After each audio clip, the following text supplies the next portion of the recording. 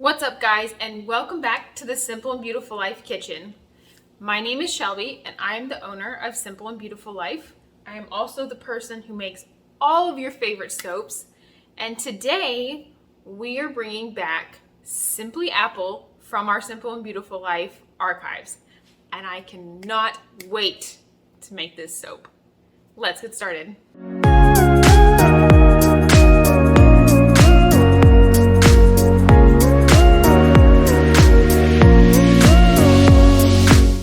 So this soap, Simply Apple, is not what you might consider a fall soap, which is why I'm making it in the spring.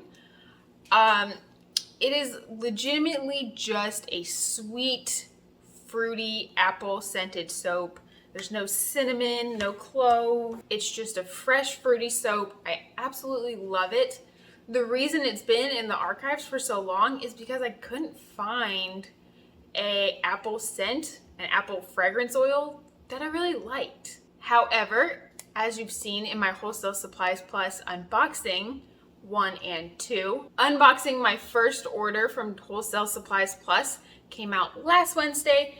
The second Wholesale Supplies Plus order will be available next Wednesday at 11 a.m. If you watched those, you will see that I got a delicious apple orchard fragrance, and it is the perfect thing to bring this Simply Apple soap back from the archives, back to life. It is such a great fragrance. It smells just like fresh picked apples, not apple pie, not anything that should be fall scented. It's just beautiful, and it's a soap that I would like to have year round if I can continue finding apple fragrances that work. So I am going to get my oils all weighed out. I'm going to get my lye water ready. I will then get all that cooled down, and then we're ready to go. All right, quick side note before we get started. Today I'm doing an in the pot swirl. If you've been watching this channel for any amount of time, you'll know that I don't usually do in the pot swirls or in pot swirls or whatever you want to call them very often. I tend to like the bigger swirls, the more dramatic swirls, but today I'm feeling the small, elegant, I don't know, I can't say that word today. Smaller swirls for this Simply Apple soap. So that's what we're doing today. This method of soaping is always really fun because you never really know exactly what your soap is going to look like when you cut into it. It's kind of a mystery and a surprise, and typically it turns out beautifully. So I'm really excited for this in the pot swirl, and let's get it started.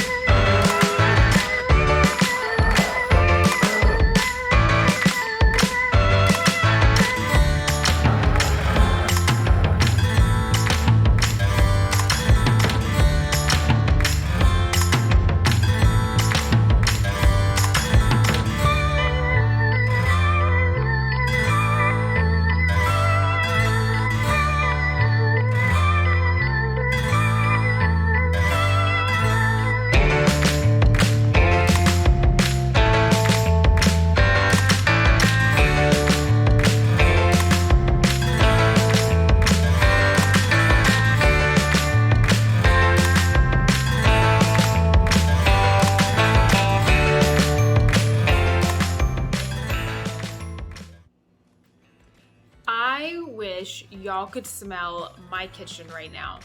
It smells amazing. It smells like I just went out to an apple orchard and picked me some fresh apples and started cutting them up for like apple butter or something. It smells so good. The soap mixed a little bit more than I would have liked it to. I think I probably would have gotten a little better of a swirl if I hadn't allowed my soap to get so thick. But regardless, this soap smells amazing. I think it's going to look beautiful. So let's go cut it up. Boom, we're back. It's finally time to cut up this beautiful, beautiful soap. It smells absolutely amazing. My husband actually walked by it this morning. He was sitting on the counter and he goes, wow, something over here smells really good. I'm like, it's probably the soap. And then he smelled it and was like, man, I like that. I always know if he can smell it and if he recognizes like that this smells good, probably smells pretty good. Because he's not typically the one that, like, he's just, whatever. It's soap. I'm a dude. I'll use it if I have to. Okay. Let's get this thing out. It still is a little bit soft, but it should be just fine. I've got some, I'll have to cut that off. There is some residual color from the last soap that I made. Apparently I did not scrub my mold enough. If you saw when I made the Botanical Breezes soap, looks like some of the mica was still in my mold, so that's okay. We can cut that off anyways. I usually cut off the sides, especially on a swirl soap so you can see the swirls on the sides better. Okay, let's get to cutting.